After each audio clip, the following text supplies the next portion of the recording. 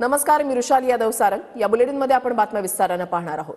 संतोष देशमुख हत्या प्रकरणामध्ये आका मुख्य सूत्रधार असं म्हटलेलं आहे सुरेश धस यांनी। वाल्मिक कराडचं नाव न घेता सुरेश धस यांनी हा आरोप केलाय। आकावर हत्येचा गुन्हा दाखल करा, सुरेश धस यांची ही मागणी आहे। संतोष देशमुख हत्या प्रकरणामध्ये आका लवकरात लवकर तुरुंगामध्ये गेला पाहिजे असं धस यांनी म्हटलेलं आहे। पोलीस, सीआयडी आणखी बाकी सर्व हे सगळ्याच्या सगळे त्याच्या पाठीमागे आहेत।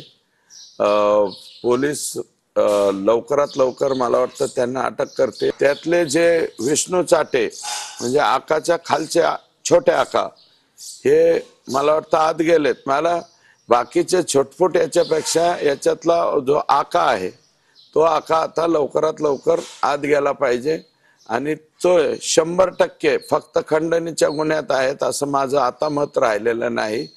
ते 302 सुद्धा मेन प्रमुख सूत्रधार तेच आहेत। मुख्यमंत्र्यांनी मकोको अंतर्गत म्हणलंय ना, म्हणजे ऑटोमॅटिकली ह्याच्यामध्ये आता मोका सुद्धा ग्राह्य झालेले आहेत। हे मोकात गेले पाहिजेत।